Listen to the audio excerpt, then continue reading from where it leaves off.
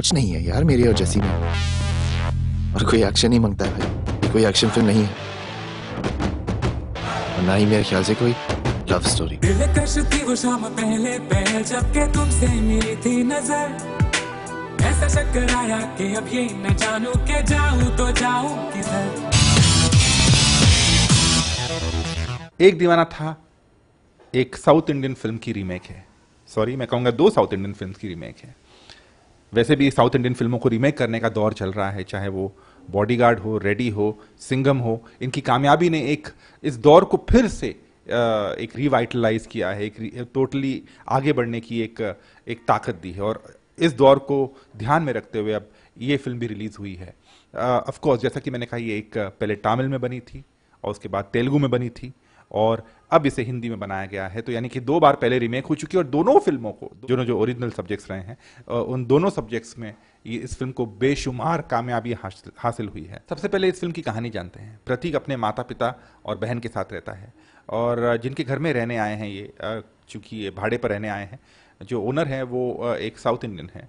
उनकी बेटी है एमी और पहली झलक में, पहली नज़र में प्रतीक को उसे प्यार हो जाता है। पर लड़की को उसे प्यार नहीं होता। लड़की उससे बड़ी भी है उम्र में, 1 साल बड़ी है और प्रतीक को वो प्यार नहीं करती। वो सोचती चलो दोस्ती है, दोस्ती को आगे बढ़ाने की कोशिश करते हैं, बट कहीं ना कहीं दोनों में प्यार हो जाता है। नाउ इस फिल्म की कहानी के 2 अंत हैं। एक अंत है जो तमिल वर्जन का है, एक अंत है जो तेलुगु वर्जन का है और दोनों वर्जन्स, दोनों एंडिंग्स को इस फिल्म में रिलीज किया, इस फिल्म में पिरोया गया है और इसे दोनों वर्जन्स, दोनों एंडिंग्स को रिलीज किया गया है। तो अंत क्या है वो आपको देखना पड़ेगा, डिपेंड करता है आप कौन सा अंत देखना चाहते हैं। On the plus side, Gautam Menon ने कुछ दृश्य बहुत बखूबी फिल्माए हैं। फिल्म के जो ड्रामेटिक इमोशनल मोमेंट्स हैं बहुत ही अच्छे हैं। He is a master story teller. इसके अलावा फिल्म की सिनेमाटोग्राफी कमाल की है। केरला के बहुत ही खूबसूरत लोकेशन है जिसे बहुत ही खूबसूरती से पर्दे पर दर्शाया गया है। फिल्म के डायलॉग कुछ पोर्शन बहुत रियल लगते हैं, कुछ थोड़े बनावटी फिल्मी लगते हैं।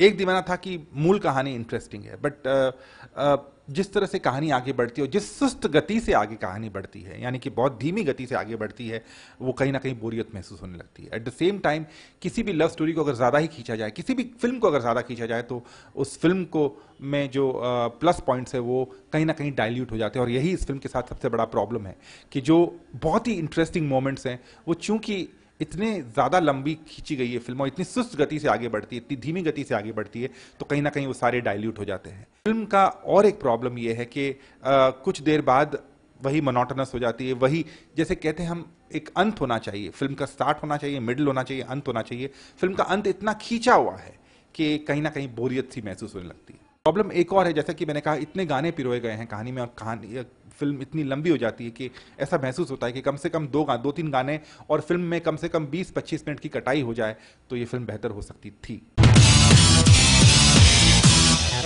इंटरेस्टिंग बात यह है कि ये तीनों वर्जन्स को एक ही डायरेक्टर ने डायरेक्ट किया है, एक ही डायरेक्टर ने बनाया, जिसका नाम है गौतम मेनन। गौतम मेनन एक अरसे के बाद हिंदी फिल्मों में आ रहे हैं। कि एक हिंदी फिल्म पहले रिलीज हुई थी जिसका नाम था रहना है तेरे दिल में, और अब एक लंबे अरसे के बाद, एक गैप के बाद उनकी नई फिल्म रिलीज हुई है, एक दीवाना था, जो एक प्रेम कहानी थी, जिस टाइटल से हमें पता चलता है। प्रतीक ने इस फिल्म से बहुत बड़ी छलांग मारी है। एक धोबी घाट में जो एक स्पार्क नजर आया था, ब्रिलियंस नजर आया था, वो इस फिल्म में दोबारा नजर आता है। He is a very natural actor, a fine actor, और ये फिल्म प्रूव करती है कि अगर उन्हें सही रोल दिए जाए, अगर उन्हें सही तरीके से हैंडल किया जाए, उस कैरेक्टर सांचे में ढाला जाए, तो उनमें वो सारे गुण हैं कि वो आगे बढ़ सकते हैं। एमी जैक्सन को एक बहुत ही डिफिकल्ट रोल दिया गया है, वो बहुत कंफ्यूज बताई गई है, ये एक ड्रॉबैक भी है, बट बहुत चैलेंजिंग रोल है। जिस तरह से एमी ने इसे निभाया है, मैं तारीफ करना चाहूँगा। में बहुत सारे एक्टर्स हैं, ऑफ कोर्स मनु ऋषि हैं जो उनकी प्रतीक के फ्रेंड बताए गए हैं, and he is done a very good job. Ramesh Sippy जो हमारे वेटरन फिल्म मेकर हैं, बहुत ही रिस्पेक्टेड फिल्म मेकर है, इस फिल्म में एक छोटे से रोल में नजर आते हैं, इज़ वेरी लाइकेबल।